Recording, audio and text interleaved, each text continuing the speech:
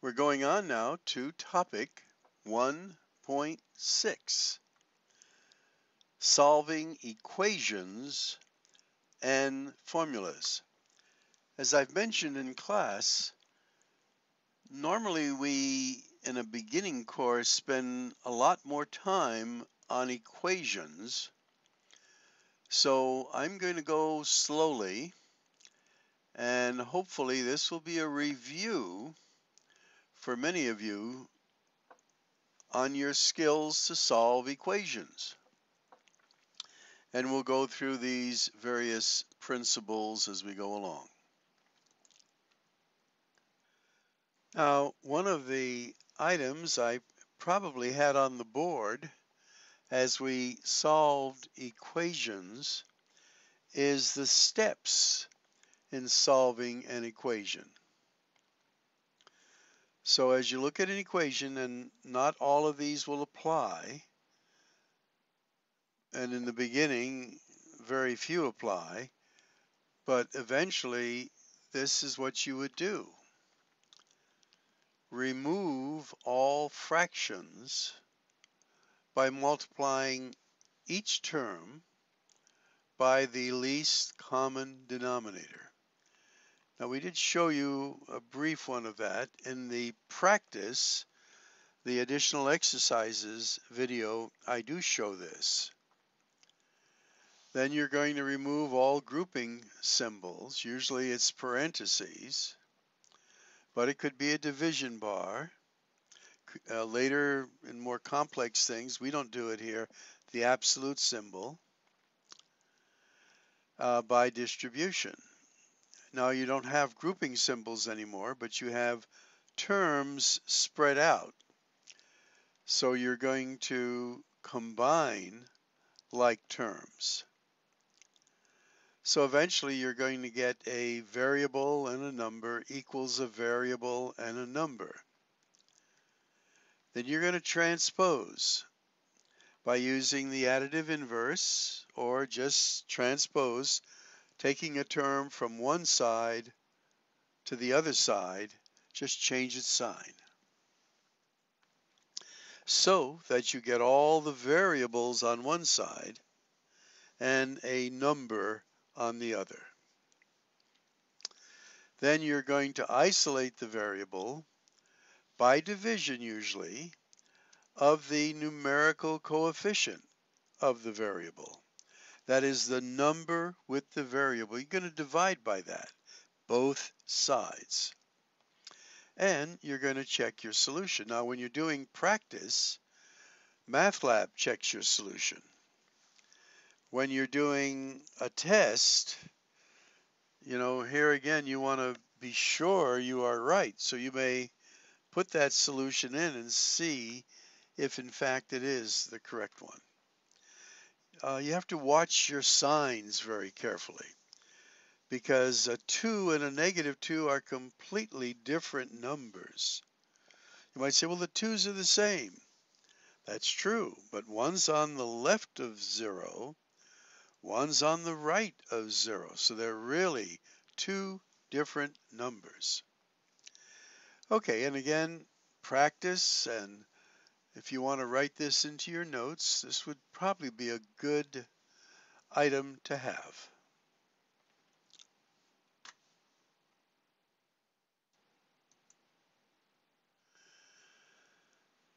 Now, when we speak of equations, one of the key things to remember is that on one side you'll have an expression and then an equal sign somewhere, and then another expression. And eventually, through various steps, you're going to solve for the letter X. In this case, what we'll be doing is we're going to subtract a 5 from this side and a 5 from this side. Now notice this then becomes 0, and this becomes 1, which is what we have here. So when we solve equations, we're going through a series of steps where we do something to both sides to change it, eventually arriving at what we call a solution, where we have a variable by itself, one of those, and then that's equal to some number. Okay?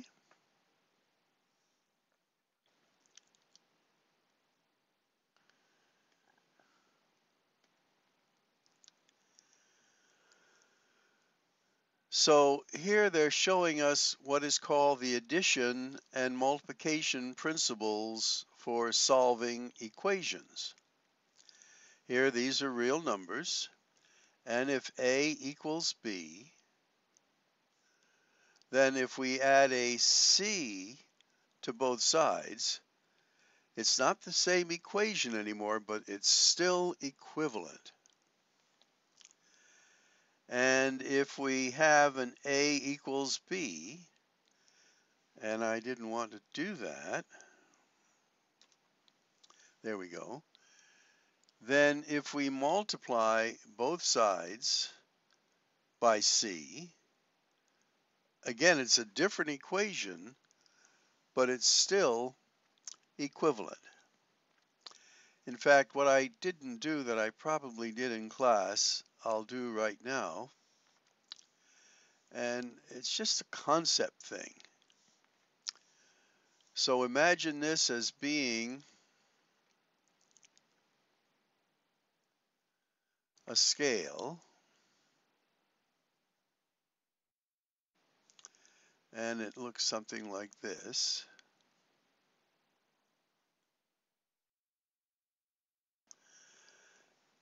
And on this scale, on one side, we had, let's say, 5 pounds of something. And on the other side, we had 5 pounds of something. Then the scales would balance. And in a sense, this would be our equal sign, represented by this fulcrum here. Now, if we took away something from both sides, or if I took away, let's say, this much and this much, it wouldn't be the same amount, but it would still balance. That's what we call equivalent. They are equivalent. And if I added something to both sides,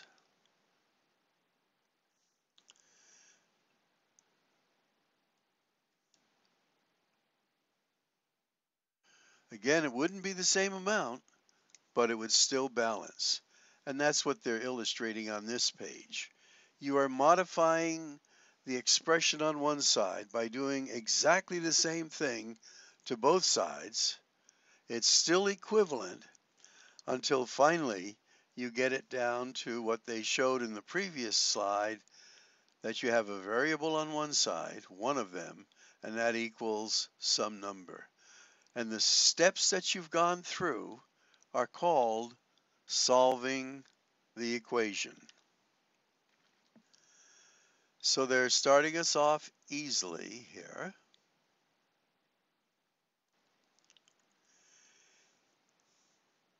And this is where we pull in information from previous sections. We want to get the x by itself. So I want to make this 0. What do I add to this to make it a 0? Well, what's the opposite of this? Well, the opposite of that is a negative 3.2.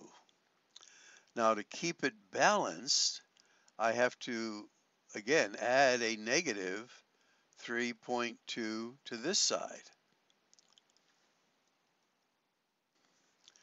So when I do that, this side, in a sense, becomes a 0, or that just cancels out. And I do my subtraction here, and I get 3.9. So if I put 3.9 for the x and add it, it becomes this. So this checks, and that is a solution for this particular equation. Notice it was super easy, but it shows the progress, or the process, I should say.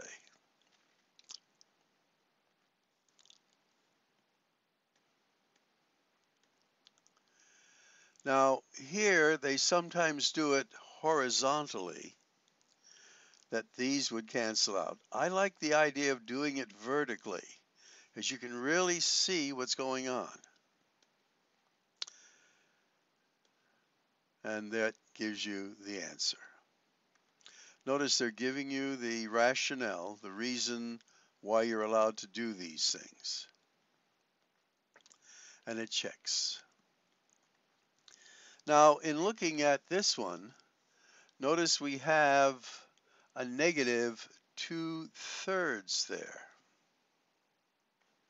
So what will we need to do to this negative 2/3 to make this a 1, a positive 1x?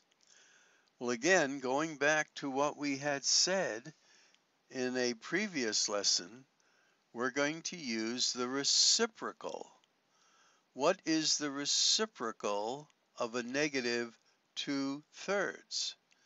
And you may recall it's going to be a negative 3/2. And I'll put it in parentheses. And then this side, a negative 3/2.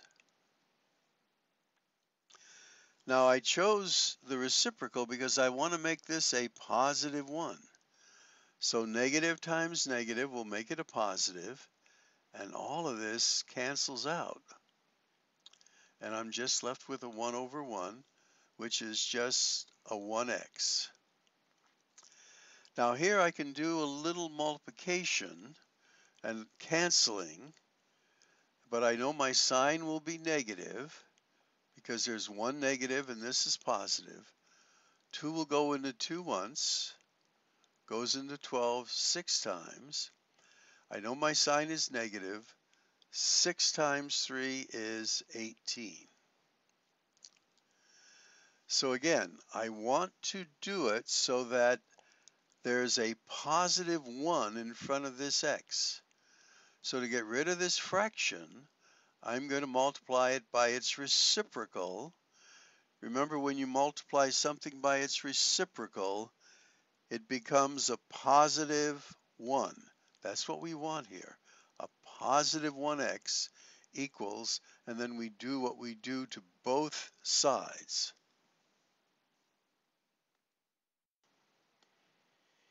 And they're showing you what we've done and giving you the rationale for doing it. Notice I did the cross canceling. They waited until the end to do it. It's easier if you do it before, but this way is good too.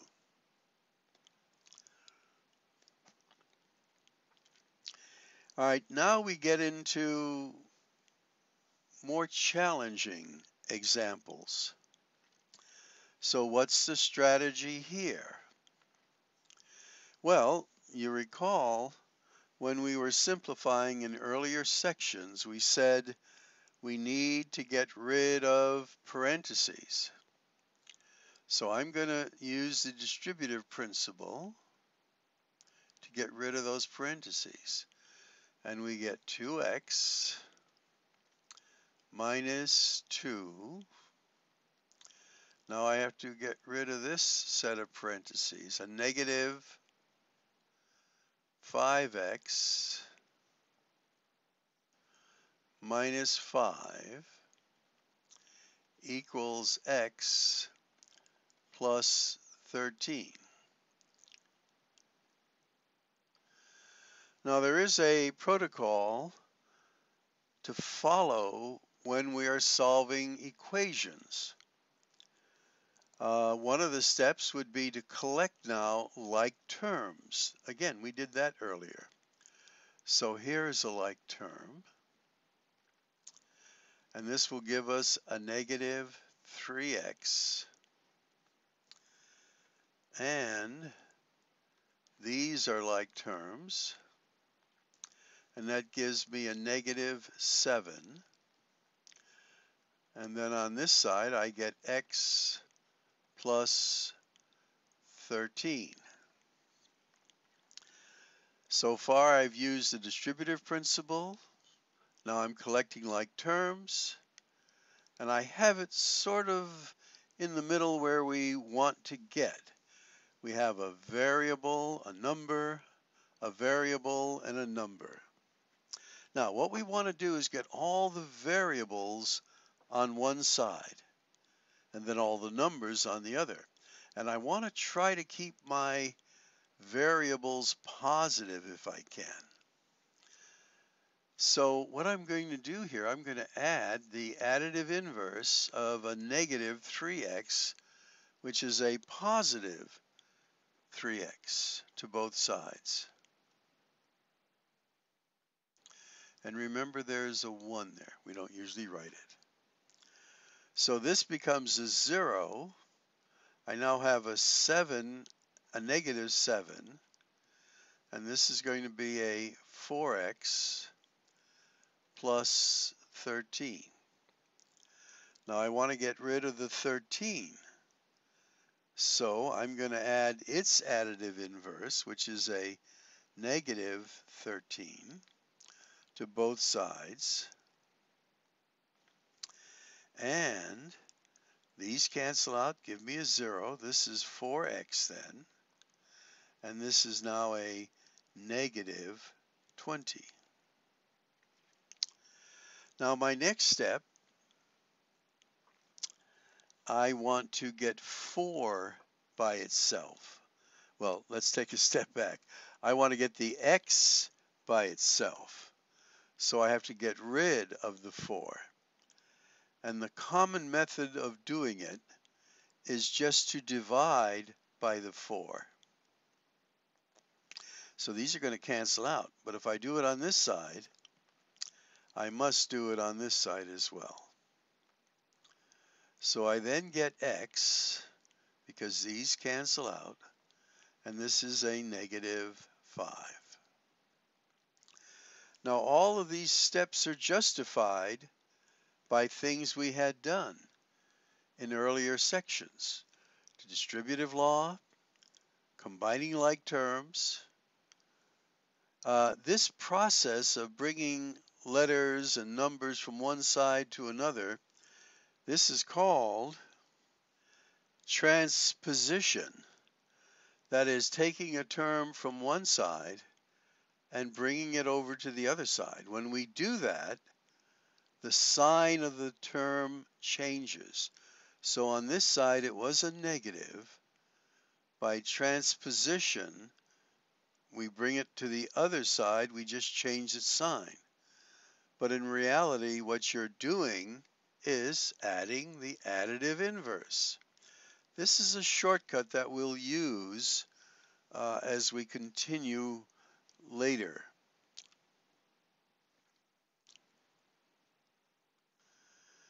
And let's continue.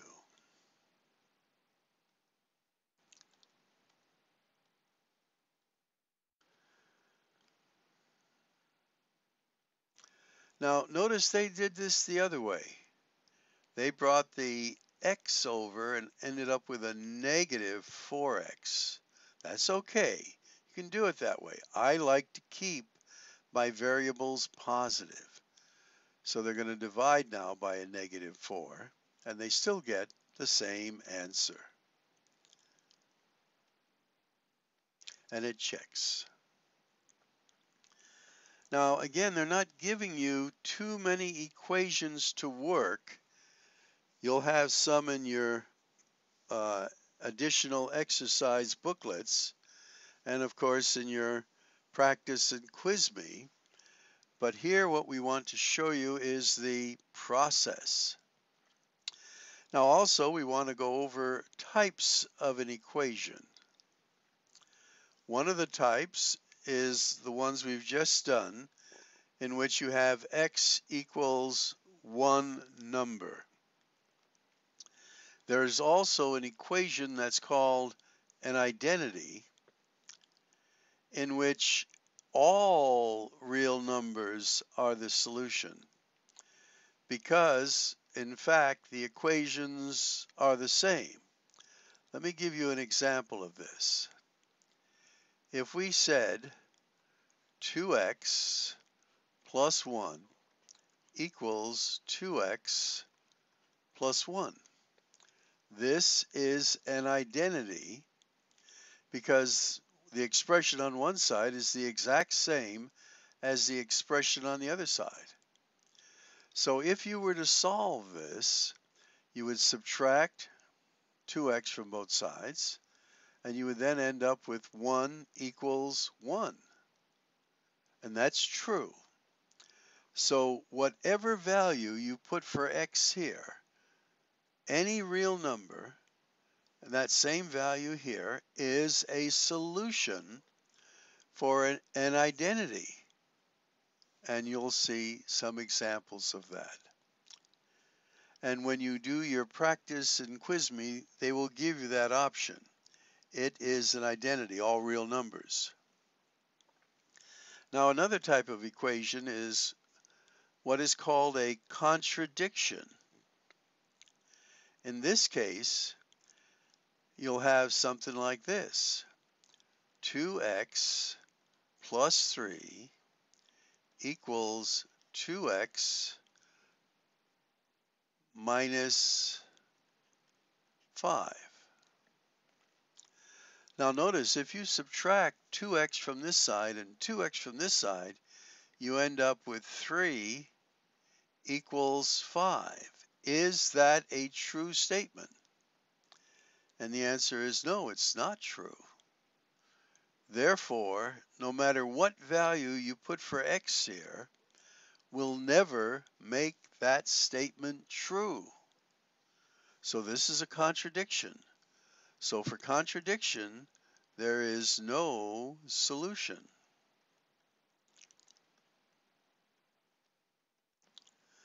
Now the one we have been doing up till now is the conditional equation.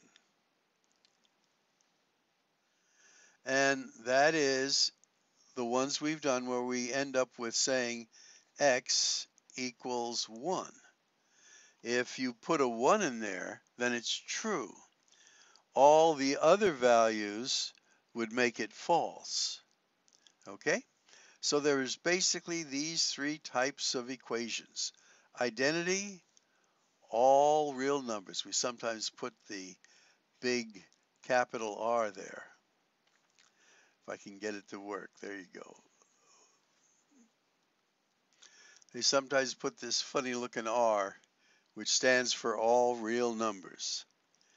And then in a contradiction, there is no solution. And then in the conditional equation, there's just the 1.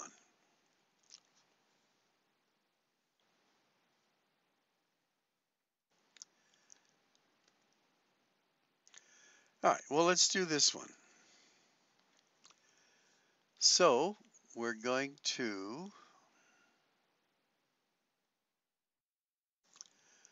start writing it out. 8x plus 3 equals 2x. We're going to clear parentheses. And here you get 8x plus 3, group-like terms, 8x plus 3.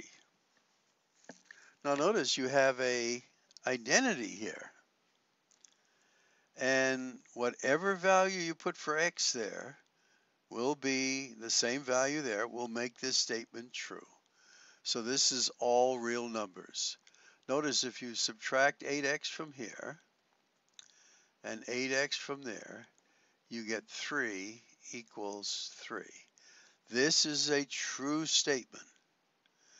When you end up with a true statement and you've lost your letters, in a sense, this is an identity, and it's all real numbers.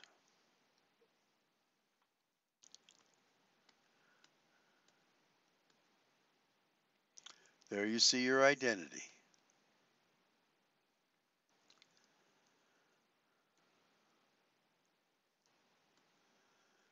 All right, let's do this one. So x plus 3 equals a negative 2x plus 3x minus 15. So this is x plus 3. Going to combine like terms, and I get x minus 15. If I subtract my x's from both sides, I get 3 equals a negative 15. Is this a true statement? No. When the x's cancel out and you get a not true statement, then there is no solution. Okay? This is a contradiction.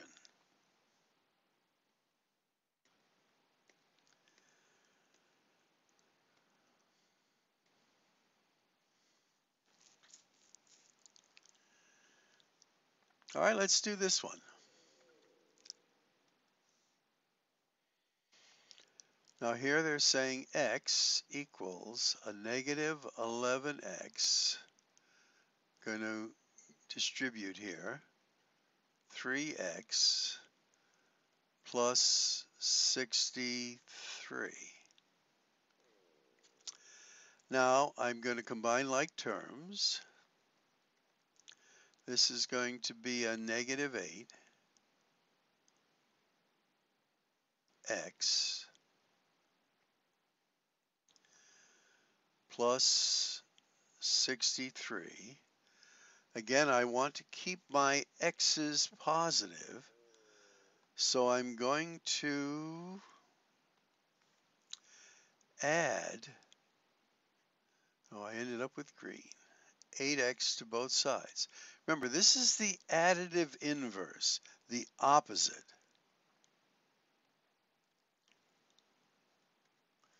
And remember, there's a 1 there. So this now becomes 9x equals 63. And we'll divide both sides by 9.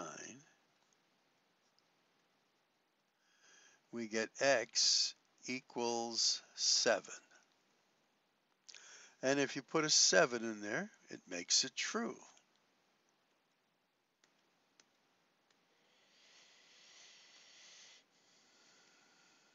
And there it is. Notice they give you the rationale for doing it. And that is the conditional equation. Now, keep in mind, we'll be doing lots of equations as we move through this. In fact, I think I'll work on something with you and add it to this lesson right here. It's going to be a little longer, but this is such an important lesson. But we'll continue on to formulas, which are the second part of this lesson, in which we use many of the same skills to solve. So what's a formula? Well, it's an equation that uses letters to represent a relationship between two or more quantities. For instance, the area of a circle is area equals pi r squared, where the radius is r, and then you want the area of a circle. Well, area equals pi r squared. And here is the formula for volume. Volume equals the length times the width times the height. So you would have the length might be this up over here, and then the width would be this, and then the height would be this.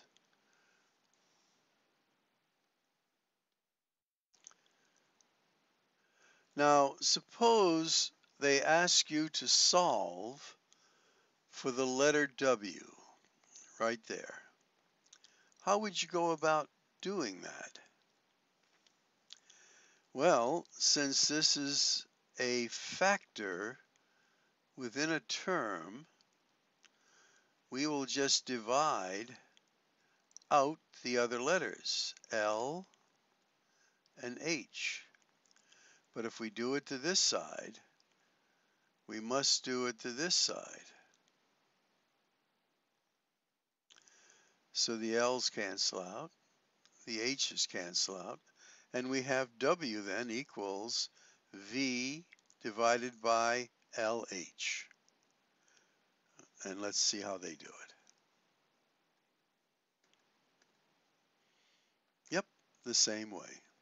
So notice these cancel out, and you simplify. Okay, this one's a little more challenging because we want to solve for the letter Y, which is right up there. Well, one of the techniques in solving equations is to get rid of fractions. So in a sense, these are fractions by multiplying each term by the lowest common denominator, which in this case is AB. So I'm going to multiply each term by the lowest common denominator, which is AB. Now notice the A's cancel out here. Here the B's cancel out. And here nothing cancels out. So I now rewrite my equation as BX plus AY equals AB. So I don't have fractions anymore because I multiplied every term. Now it's not the same equation anymore, but it's an equivalent equation, and I don't have fractions. Now I want to isolate my y term. So I'm going to this bx term to the other side. Now when I do that, that's transposition. I can just take a term from one side, bring it to the other, but I have to change its sign. And we showed you that earlier in this presentation. Now this is gone. It's on the other side. So now I have AY equals this. Now how do I isolate the Y? Well, I just divide both sides by A.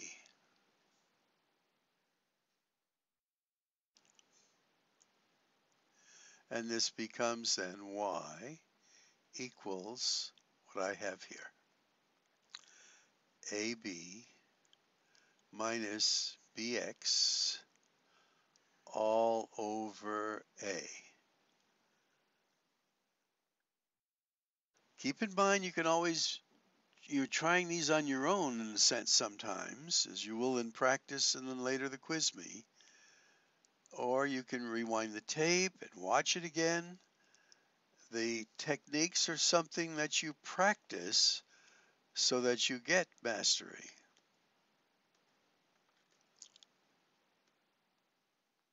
They're doing it a little different way. I like the way I did it.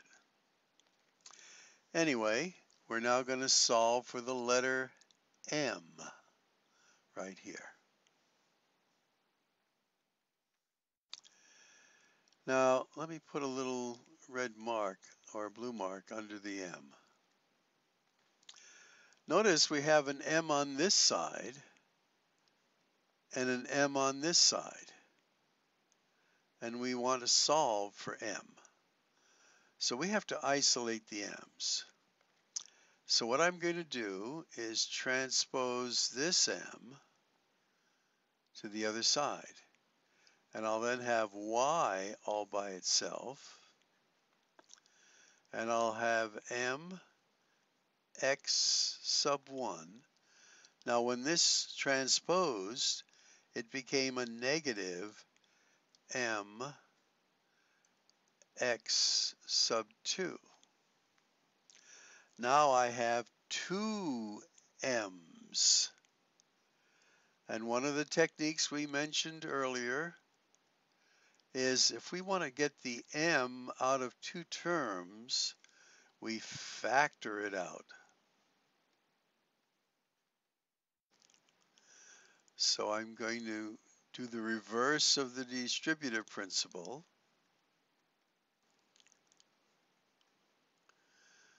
By doing that, I have taken the M out of each term through a process called factoring.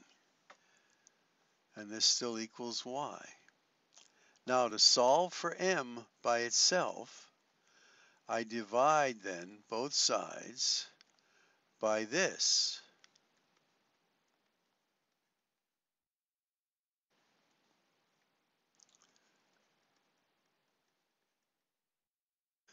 These cancel out, and I have now M equals Y over X sub 1 minus X sub 2. I have solved for the letter M.